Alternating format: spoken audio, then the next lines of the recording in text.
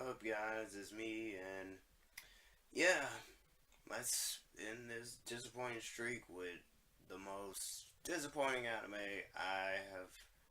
I would say I've ever seen. Just one of the most disappointing, like, action anime I've ever seen, and that being Go to Crown. And see, I came in with relatively, like, high hopes, I say, because, well, not really, because this came out, like, back during my senior year of high school, like 2011, borderline 12, and um, this is also going, like, this is going on, like, airing at the same time, like, other shows, like, I Don't Have Many Friends, Angel Beats, especially, because, like, I love Angel Beats to death, and I swear to God, I'm just gonna make an entire week full of, like, key anime and what visual novels and whatnot, and just gush about it. But like, those two in particular, like Angel Beats and Guilty Crown, I was watching those two like back to back, and like Angel Beats ended, but Guilty Crown kept going, and with Guilty Crown, looking back at it now, looking at it now, it's basically the equivalent to Sword Art Online, but with the first half being good and watchable, like, and the later half being, oh my god, just why is this dragging on as it is? And let's start with the story.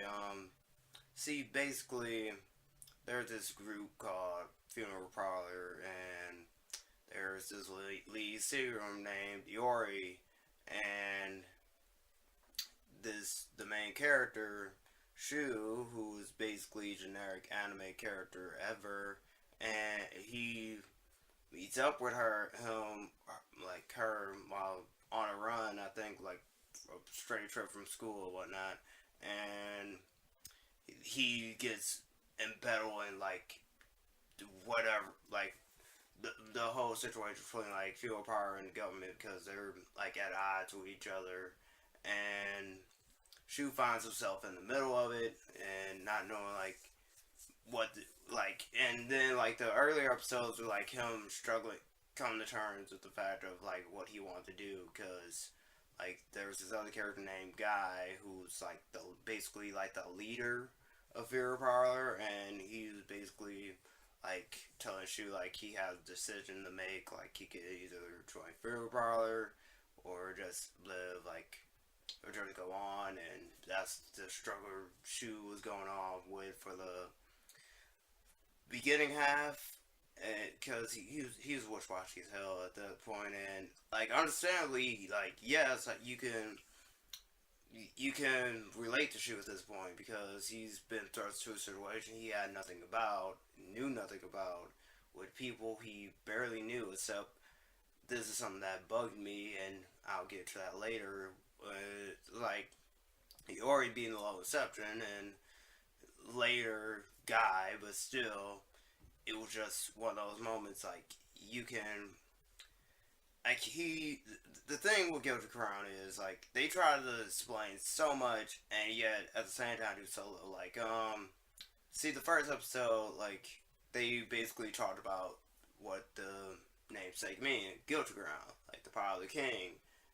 And the thing is like this is first shown when Shu basically pulls a sword out of Energy's chest, and uses the sword as his own, like that power, like my friends are my power from Kingdom Hearts, where hearts are literally power. So yeah, sappy showing crap friendship, and it was just then they have mechas in there, so it's really confused on like what it wants to be in terms of action. Like you got your fantasy on the one side of the fence, and then you got your sci-fi mecha on the other side, and Guild Crown is struggling like what it wants to be, and then is we later find out like if you like, see, if the weapon gets destroyed, it's if the weapon gets destroyed, like that person literally dies. That's what happens. We later like the weapon is literally not only a representation of the person, but also like their own heart. So that breaks, they die, and unfortunately that happened to a character I liked and had like an awesome ability due to like the second half of the series. But yeah, Guilty Crown also did that a lot. They introduced a lot of characters and barely give them like any backstory or like say they did it for a couple, but other than a few who's there for just reasons like looking at you hair and Sugar and Shouta and that other chick with the glasses whose hair is friend, wheelchair chick, and the other lolly like chick, and oh my god, there's so many characters. And like watching it, I was like, the main thing that Guilty Crown did right was like the visuals because I was always in. That was basically like the one redeeming thing to like because most of the fights were like mediocre at best because Shu was basically OP at any given amount. Like he went through the phase of like I don't know how to use this power, and then got to the point like I know how to use this power, and I'm gonna use this to protect this power, protect my friends, and be unstoppable because showing plot armor and whatnot. And yeah, that was kind of like it looked nice. That was it. Like the whole whenever he got like he used to go to Crown, that was an awesome effect, and the mechas could use some work to be honest, but I liked it like the different forms each by everybody's like thing took. So that was a nice change of pace, and the most redeeming thing I can say about Guilty Crown as a whole is oh my god, the music. The music is so god tier. It's not even funny. This like I'm not even lying. I've downloaded the soundtrack and like have so many songs like playing in my head like at many times. Like my favorites being the opening, um the opening My Dearest by My Dearest, Departures, you return. Oh my god, I don't know how you pronounce it, but the song Eerie sings in the first episode, like way in the beginning. I forgot what it, you therapra you you therapy. I don't know. I basically butchered that. I'm sorry, but and then Bios, my god, I fell in love with Bios the first time I heard it, and it was just it was that song you would he wish play like would play like when like the moment is at its highest, and it just keeps getting better like the more times you hear it, and it never fell with Bios. Bios was like my top favorite song you get to get crowned. And then we got there's Friends. That was a beat song I liked. Hill of Sorrow was my favorite, and that's one of my favorite. I forgot what the name of another. Oh my god, I forgot. It's at the tip of my tongue, and oh, we won't back down. It was some. Damn, I forgot what the song was, but it basically had like a real techno feel to it. Speaking of techno feel, the person who did this, the soundtrack for Guilty Crown, they ended up doing the. They also worked on the soundtrack for Attack on Titan and Outer Nine No Zero, and also, and it really became apparent when I heard like in Xenoblade Chronicles X, because you could tell it was there. Like as soon as I heard Black Tar, Black Tar, the song where you I forgot the song whenever you fight a tyrant, and the fact that the overdrive theme is like in German says a lot. I was like, yeah, I know what you did there. Like I know what you worked on, and yeah, I thought that was awesome. And I could gush on and on about the music of Guilty Crown because oh my god, the English covers so many good English covers. Go watch Amelie and Sapphire. They'll tell you, and just oh god. Okay, enough music goes in. Here comes the bad. Second part. Well, this is basically spoilers. There's a borderline incest theme going. So yeah, and that kind of disturbed me a bit. And I know, right? This coming from the guy who's okay with a yandere cyborg clone of a main character who always smiling around him and spouting sexual innuendos with him, like whatever they spend a scene together, and also the fact that she literally said that I don't know, maybe that she's the only one that can satisfy him, and only him. So yeah, kind of get you on that. And if Mana was, I have no idea what they were thinking when they introduced her, and because the thing is, like, okay, Shu has his adopted sister, and they basically like Mana had powers and whatnot, and she was a advanced species, advanced specimen and whatnot, and she wanted to basically they were basically planning on like her reproducing and having kids and whatnot, and she basically wanted like Shu to be her Adam, and and Guy was there. Guy met them when they were young, and that's who like Mana gave him the name, and then he just came up with Guy eventually when he grew older. And yeah, first time like this happened in the season 1 finale where she tried to get into Shu's pants, and then happened again in part 2. So yeah, it was kind of disturbing to say the least. And then we speaking of part 2 is like again this is where the show parallels to Sword Online because Shu basically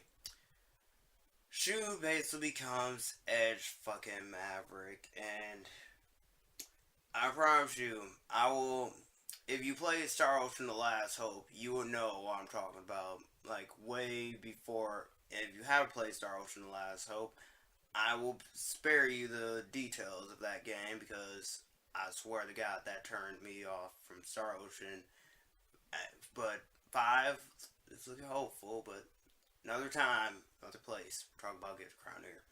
Shu did a freaking 180 because of argument they got into regarding like because at the end of the part 1, it was basically confirmed like it was basically them versus the government. Like they couldn't trust the government. The government had like the whole city locked down, and then it got to the point where like people like they announced the fact that Shu had the power, like had the guilty crown and whatnot, and he had the power to use people's hearts as weapons.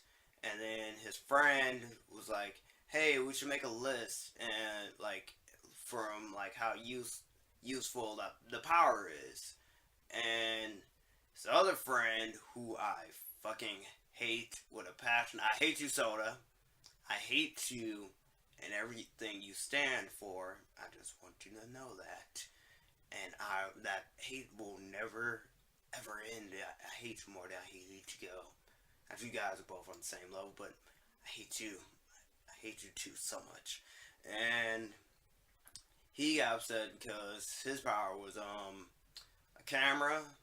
Yeah, so I forgot what the camera did, but it was basically he was low on the list because of the usefulness of the power. And if I learned anything from, if anime has taught me anything, anime, manga, and games have taught me anything, is like the most useless power can be like used in like the most imaginative ways. And the fact this idiot didn't think to use his powers that way, like, oh, you guys think my power is useless, but wait till you see it like this. And no, this idiot just took it like, fine, I'm gonna prove we can be useful. And which inadvertently led to where I said, like, if you, if your weapon gets destroyed, like, you literally die.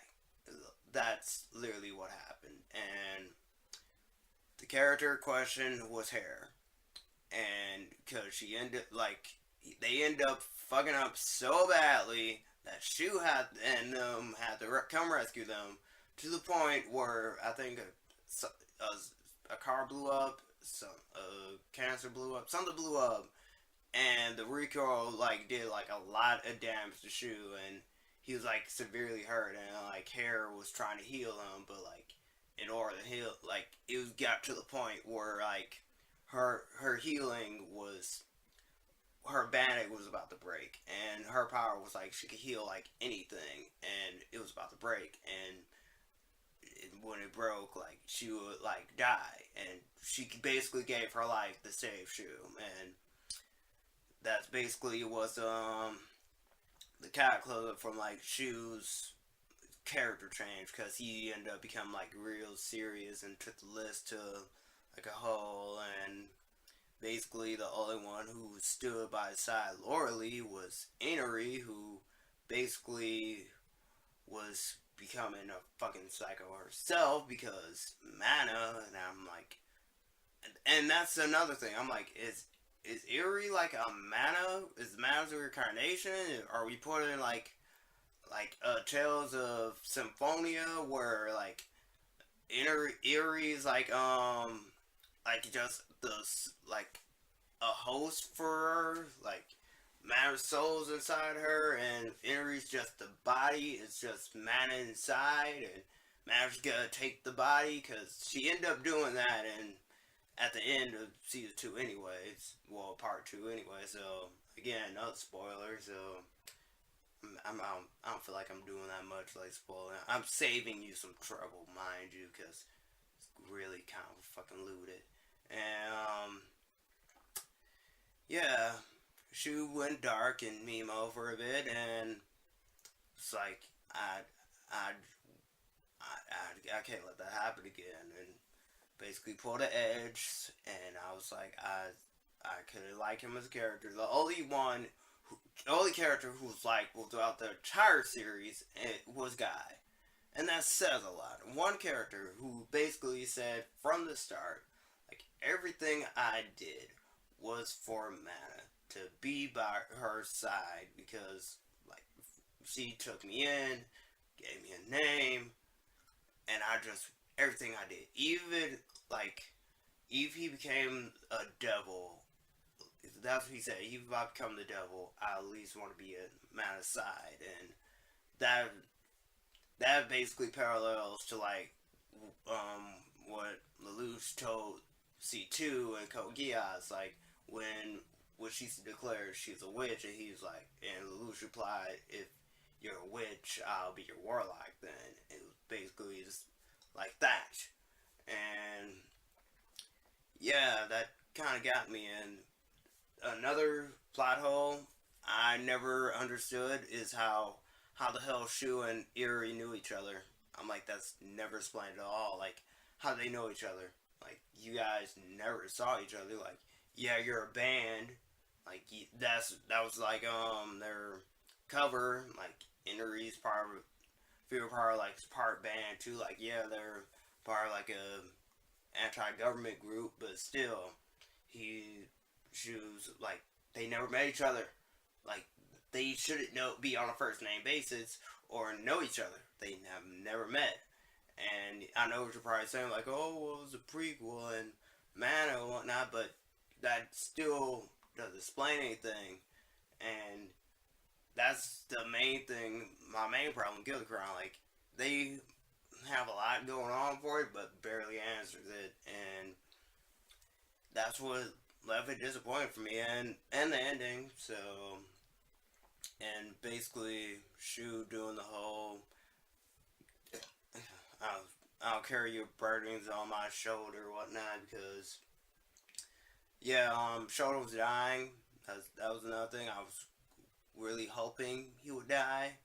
So, but Shu ended up taking his power. That was another thing. He got to take the power from everybody and their burden and put it on him because Shouta was slowly dying.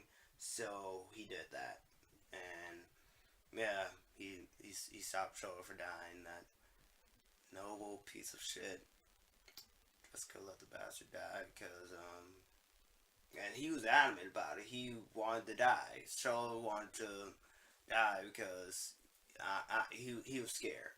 Okay, he was scared of Shu, and Shu was basically like making him do like minute tasks and basically suicidal things because of what he did to her, which kind of deserved it, but